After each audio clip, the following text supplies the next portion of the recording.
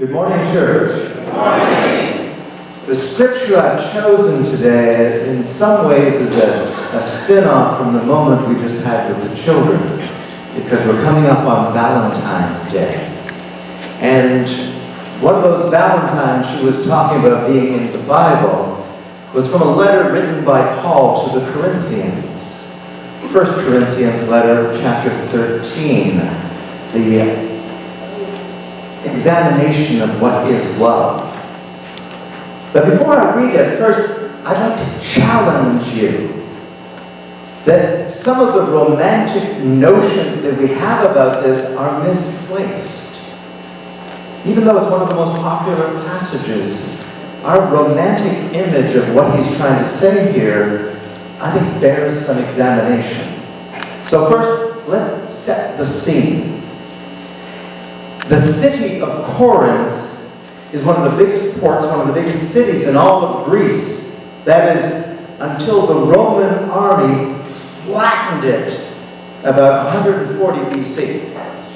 And then 100 years later, Julius Caesar rebuilt it completely and repopulated it. But he pulled people from all corners of the known earth at that time and created an amalgamation of people that was ill-defined and had no history, had no culture of its own. And so, in a way, they became culturally adrift. And what followed from this is they became morally adrift. So why did Julius Caesar rebuild this city anyway?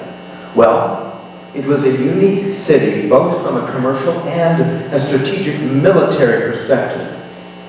See, to speed up sea travel time from Asia Minor to Europe, ships would actually be lifted up out of the water. And they would be dragged along this track, this stone track that was 6 miles long across this little isthmus, and then put back into the water, thereby saving about 2.5 days of travel time across the water. And in commercial and military, this meant a lot. So he rebuilt it. But up on the hillside, overlooking this city, was a temple to Aphrodite.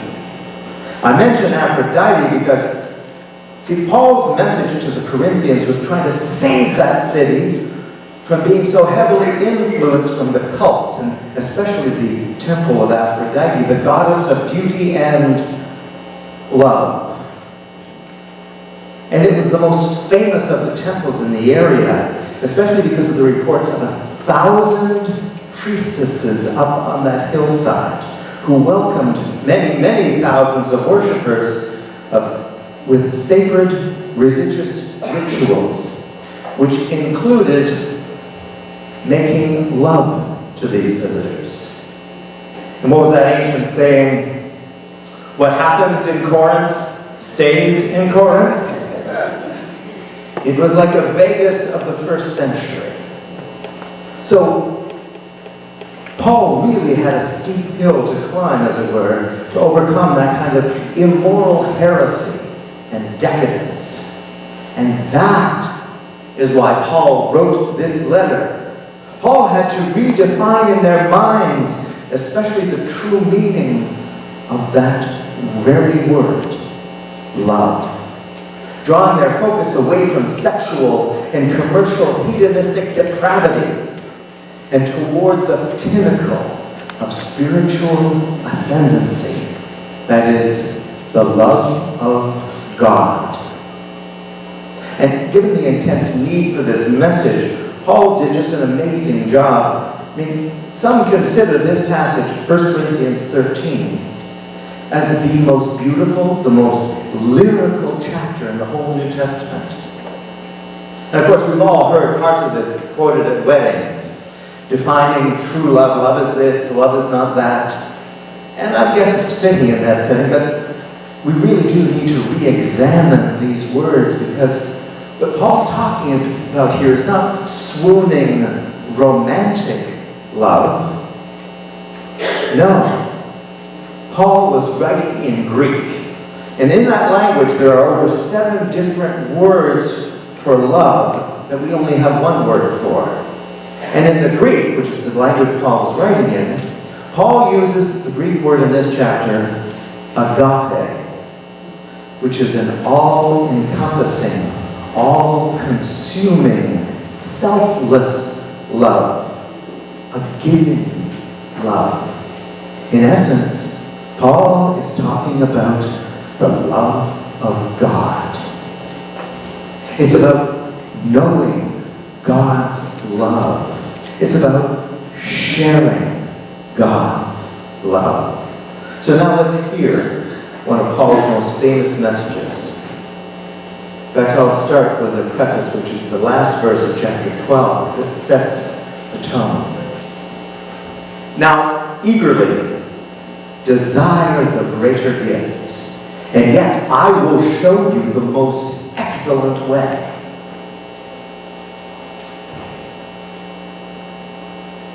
If I speak in tongues of men or of angels, but do not have love, I am only a resounding gong or a clanging cymbal. If I have the gift of prophecy and can fathom all mysteries and all knowledge, and if I have faith that can move mountains, but do not have love, I am nothing. If I give all that I possess to the poor, and give over my body to hardship that I may boast, but do not have love, I gain nothing. Love is patient. Love is kind. It does not envy. It does not boast. It is not proud. It does not dishonor others. It is not self-seeking. It's not easily angered. It keeps no record of wrongs.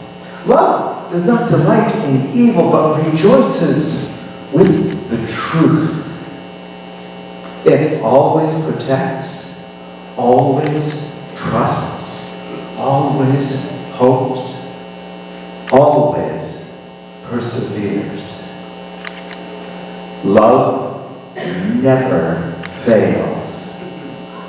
But where there are prophecies, they will cease. Where there are tongues, they will be stilled. Where there is knowledge, it will pass away.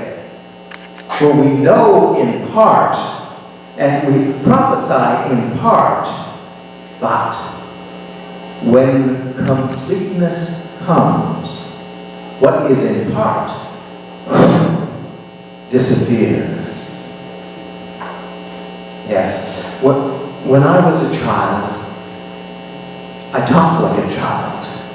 I thought like a child. I reasoned like a child. When I became a man, I put the ways of childhood behind me. For now, we see only a reflection as in a mirror.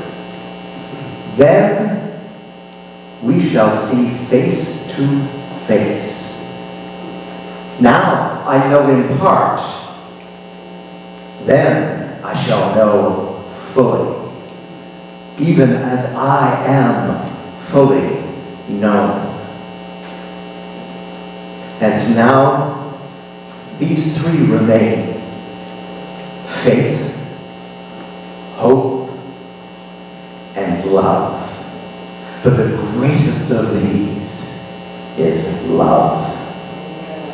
Follow the way of love and eagerly desire gifts of the Spirit. This is the Word of God for the people of God. Thanks be to God. Amen.